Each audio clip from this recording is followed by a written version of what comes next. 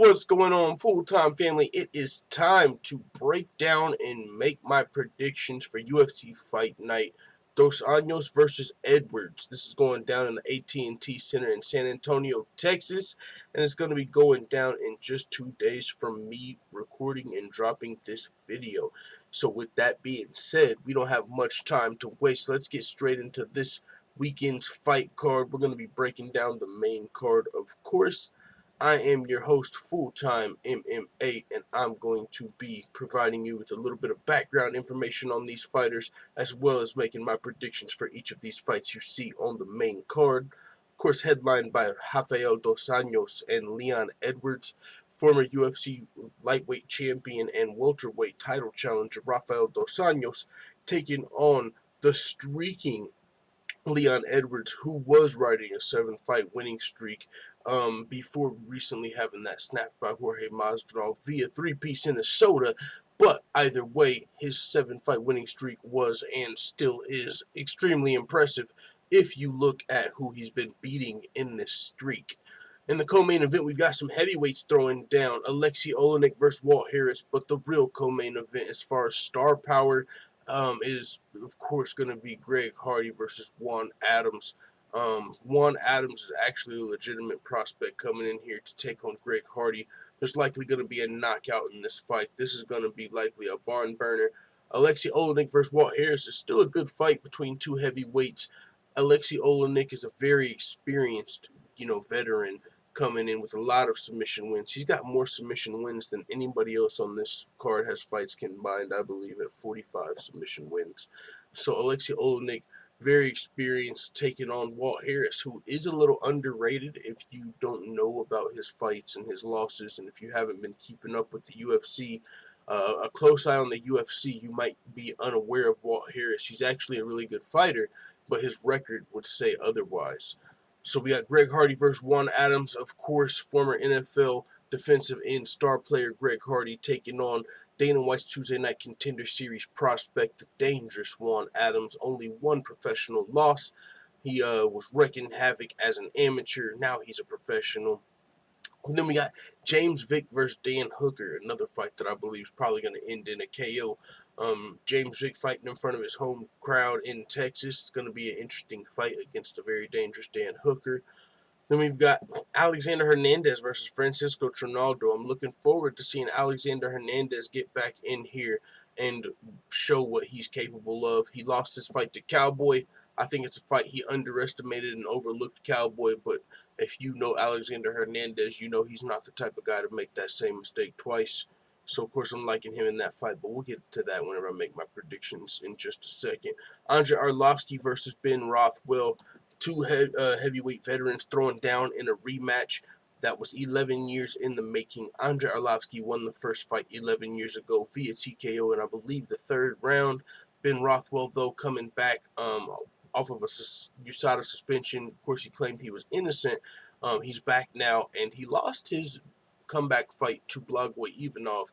But a lot of people feel like Ben Rothwell won that fight, and even if not, it wasn't even a split decision. So a lot of people, it was a highly contested fight.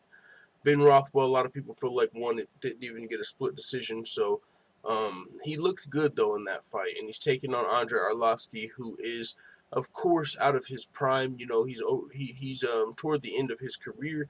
He's still around, though, fighting. I believe he's lost like 6 of his last 8 fights, something like that. But either way, Andrei Arlovski, a storied veteran, I definitely believe he'll probably be in the UFC Hall of Fame. That would not surprise me at all. He's put in the work, he's paid his dues, and this is going to be a good fight. And he did win the first fight. So that's going to be the first fight we break down and I make my predictions for, so let's get straight into it. As I said, this is a battle between two experienced UFC heavyweight veterans. Both of them are trying to snap losing streaks right now. They're on the back end of their MMA careers. These men that fought 11 years ago back in Affliction, and as I said, Andrei Arlovski won that fight via third-round knockout. As far as who I'm picking to win this fight, it's an interesting matchup, and in it, I'm gonna have to pick Ben Rothwell. So let's get our green check mark on the screen. Take it over to who I believe is gonna win this fight. I got Ben Rothwell in this one. I'm picking him to avenge his loss. Ben Rothwell, he lost, as I said, a hotly contested matchup with Blagoy Ivanov in his most recent bout. A lot of people feel like he was robbed, and Blagoy Ivanov is no can. He's 16-2 as a fighter. One of his only losses came in the UFC to Junior Dos Santos. He was fighting legitimate competition outside the UFC as well. So Blagoy Ivanov is no slouch. So for Ben Rothwell to go in there and put up a competitive fight with Blagoy Ivanov shows he's still got some game left, compared to Andrei Arlovsky, who is currently, I believe, riding a 2-fight losing skid. And he's also 40 years old, and he's been just doing it for a while. So Andrei Arlovsky, he of course can come out here, I believe, pull off if he wins this fight, it'll be a decision. But I don't see him getting the knockout as he did 11 years ago, or getting a submission in this fight. So I'm going with Ben Rothwell for my prediction in this fight. Moving on to the next fight. In this fight, I'm for sure taking my guy Alexander the Great Hernandez to win this fight. Alexander Hernandez, I still think he's extremely dangerous regardless of his loss to Cowboy. As I said, I believe he underestimated and looked past Cowboy. He's not going to make that mistake twice. Francisco Trinaldo is a really good fighter for his age. Francisco Trinaldo's 40 years old, and I believe he was he's 9-2 in his last 11 fights. He only lost to James Vick and Kevin Lee, who are both top contenders, for sure, top 10 guys, top 15 guys in the division. Everybody else Francisco Trinaldo was able to beat. He's coming off of a win, second round body shot KO over Evan Dunham, and now he's going to be taking on Alexander Hernandez. But I've got Alexander Hernandez. I am a fan of Francisco Trinaldo Masandubra. He's one of the guys I pull for because, for his age, what he's been doing is actually really remarkable. He's a fun fighter, he's a really good fighter, and he's a great test for a guy like Alexander Hernandez. But I do think Alexander Hernandez is going to pass this test. Moving on to the next fight.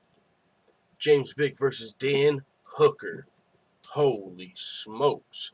Somebody's getting put to sleep in this fight, unless James Vick wins a decision. But I would lean towards someone getting put to sleep in this fight. Both of these dudes are fucking killers and have also recently been stopped. Dan Hooker had a 4-fight winning streak, all finishes snapped by Edson Barboza in his most recent fight. James Vick had his 4-fight winning streak snapped by Justin Gaethje most recently, and then he also lost a unanimous decision to Paul Felder most recently yet. This is a really tough fight to call because Dan Hooker trains with the last style bender, the current UFC interim middleweight champion, and he's very capable of finishing James Vick. He's got KO wins, also submission wins. He's dangerous. He's well-rounded. James Vick, also, a lot of people believe his chin is a little deteriorated. So if Dan Hooker catches him, he could for sure just put his lights out. James Vick is fighting at home, and he's also huge for the lightweight division. Looking at his resume, he's also been fighting against deeper competition in his stint with the UFC. Dan Hooker does have more overall experience, but James Vick has more UFC experience. And as I said, he's just been fighting tougher dudes for a longer period of time. I really do think Dan Hooker might pull this one off, but I'm going to take James Vick to win this fight unless he gets knocked out. I really respect a lot of guys James Vick's resume, so that's what's giving him the edge for me in this fight. But I could really see Dan Hooker putting together a really smart game plan and just being aggressive in this fight, because I could see James Vick being extremely defensive, trying to be cautious. He, of course, doesn't want to get knocked out in front of his home crowd. So he's going to be, I believe, fighting safe in this fight. And all it takes is one shot from Dan Hooker, who's extremely dangerous. So this is a fight that I've definitely got my eyes on. One of the best fights of the night for sure. But in it, I'm picking James Vick to win it. So with that being said, let's move on to Greg Hardy versus Juan Adams. This is an interesting fight because a lot of the fights Greg Hardy has been in so far have been against guys like, is this a gimme fight? Even though he hasn't even won them all or even looked great in them all. But the guys he were fighting were guys making their UFC debut, or guys that, hadn't just been extremely active, or just they weren't legit prospects. They were guys that Greg Hardy was supposed to beat. But this is not that same sort of softball. Juan Adams is a legitimate prospect, so it looks like the UFC is making Greg Hardy sink or swim here. Now, it is still a winnable fight for Greg Hardy, but at the same time, Juan Adams is experience. He's dangerous. He went 4-0 as an amateur. He started fighting back in 2016. He's already got 9 fights since then. 4-0 as an amateur, all knockouts. Just smashed all those guys. Turned pro, went 5-0. Smashed a guy on the Contender Series. Knocked out his first UFC opponent in round 3. Finished him in round 3. And then lost most recently to Arjan Bular, who's a great wrestler, trains out of American Kickboxing Academy. But other than that, Juan Adams has finished all of his opponents and just smashed guys. So he's dangerous. He's a legitimate prospect, and he's 6'5", so he's got the size. And this is a legitimate test for Greg Hardy. But Greg Hardy is one of the most athletic humans to ever grace the octagon. He was a former NFL defensive end, but he seems to be on that McGregor fast cardio program, which led him to his first loss. He was completely gassed, and even in his wins, his gas tank has came into question. So he's going to win. If he's going to win this fight, he's going to have to knock out Juan Adams early. Adams does not have the great cardio himself, though, either. So this fight probably does not go the distance. As far as who's I'm picking to win, man, I've got to take Greg Hardy. He's over there living in the dorms of American Top Team, trying to become just a good enough MMA fighter to beat these entry-level guys, so he can put together a decent win streak and get into the big money fights that everyone wants to see him in. Of course, that is Derek Lewis and just other established UFC veterans and guys that have a name people would love to see put a beating on Greg Hardy. But in order to get to those fights, he's got to beat these guys. He's got to beat the guys he's fought before now. He's got to beat the guys like Juan Adams if he's going to ever be considered legitimate enough to earn a fight with those guys. So with that being said, I'm never confident in picking a football player to win an MMA fight, but fuck it. I'm going to give the edge to Greg Hardy on the strength of my respect for American Top Team. So we're going with the Prince of War, Greg Hardy. Moving on to the co-main event of the evening, we've got Alexei Oleinik versus Walt Harris. Let's get my check mark back in the center of the screen because I don't think I'm actually going to be picking Alexei Oleinik to win this fight. Alexei Oleinik does have a lot more experience than Walt Harris in this fight. As a matter of fact, Alexei Oleinik has more experience than any other 2 fighters on the card combined. He's 42 years old with a record of 57 wins, 11 losses, and 2 draws. 45 of his wins have came by way of submission. He's coming off a first-round TKO loss to Alistair Overeem after going 4-1 in his previous 5 fights before that. And remember, that's at the age of 39, 40, 41 years old. He's still going 4-1, choking guys out. He submitted all 4 of those wins, and he only lost to Curtis Blades in that time. And, of course, except for most recently losing to Overeem. So he's still been pulling off his old tricks, still pulling dudes down into that Ezekiel choke. Just he's still crafty, and he's got a lot of experience. So this is a fight that some people, I believe, think is winnable for Alexei Oleinik, and it is winnable.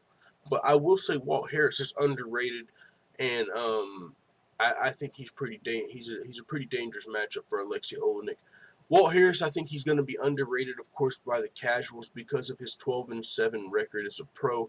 But there's a lot of shit that kind of adds to that 12-7 record. There's a lot of bullshit that takes away from it and makes it look a little worse.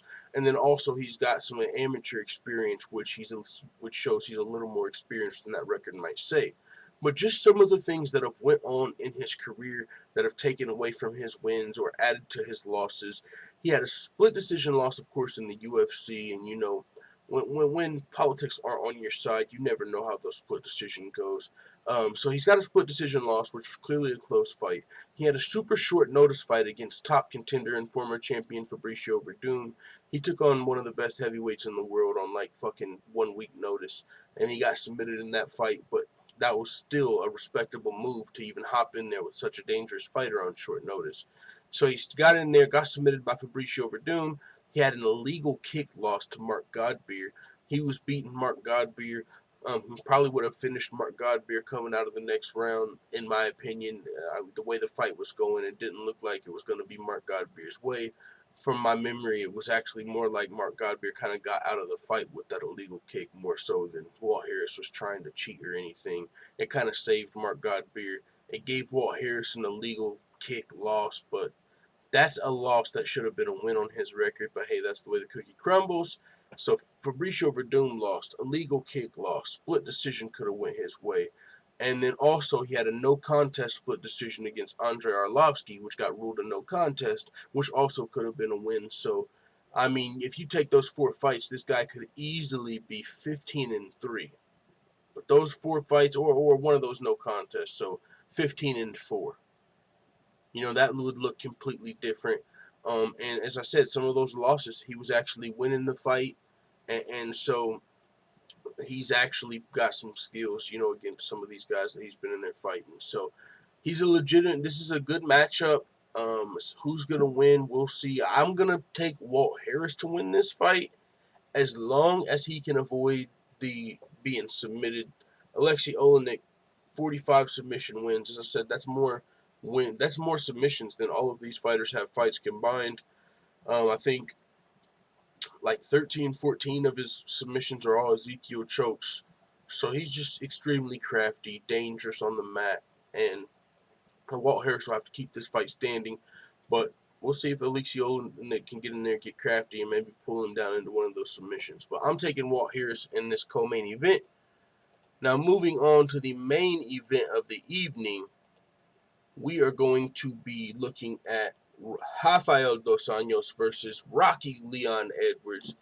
And this is a hell of a fight right here, man. Rafael Dos Anjos is a former UFC lightweight champion. He moved up to welterweight and picked up some big wins, which earned him a UFC interim welterweight title shot against Colby Covington. Since then, Rafael Dos Anjos lost to current welterweight champion Kamaru Usman, but he picked up a win over Kevin Lee most recently. Leon Edwards was riding an extremely impressive 7-fight winning streak with wins over Vicente Luque, Brian Barberena, Peter Sabata, Donald Cerrone, and most recently Gunnar Nelson, before having his streak snapped by Jorge Masvidal backstage via 3-piece and a soda. No, but all bullshit aside, I've got to take Leon Edwards in this fight. His only loss in his last 10 fights was against current UFC champion Kamaru Usman, and he's beat some really good fighters. This is a tough fight to call, though, because Rafael Dos Anjos has earned his top 5 ranking, and he has also only lost to the best welterweights in the world, Colby Covington and Kamaru Usman, in this 170-pound weight class. I'm giving the edge to Leon Edwards, but it's a slight edge, and it's due to the slight wrestling and size advantage I believe he will have in this fight, which we have seen effective against Rafael Dos Anjos in this welterweight division. And if Leon Edwards wins this fight, man, he's making a great case for not only a title shot, but I'm sure he wants to avenge that loss to Jorge Masvidal.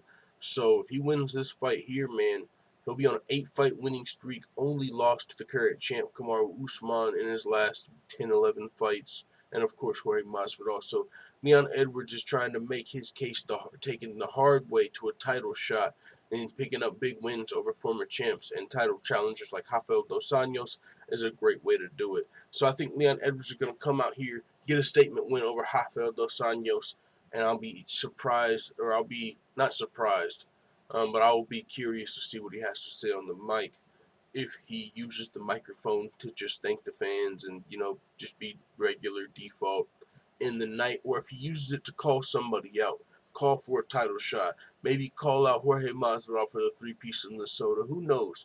It will be interesting, because I think he can use it to his advantage if he gets a big win. With that being said, that's my breakdowns and predictions. Just a quick recap of the predictions. I've got Leon Edwards. I've got Walt Harris. I've got Greg Hardy. I've got James Vick. I've got Alexander Hernandez. And I've got Ben Rothwell. Those are my picks, guys. So thank you guys for tuning in, man. It is what it is. Let the Full-Time family know what you think in the comments, and make sure to join the Full-Time MMA Discord, where the Full-Time family is always live and chatting about MMA. When news breaks, the articles get shared there first. When the fights are live, if we're not doing a fight companion, we're talking about the fights live over there. And it's free to join, just a regular chat room. You can do a voice chat over there, text chat. It's really cool, so I advise everybody join it. If you like talking MMA, link is in the description. Just click it. Let the Full-Time family know what you think in the comments. No. Let the Full-Time family know what you think over on Discord. I'm out.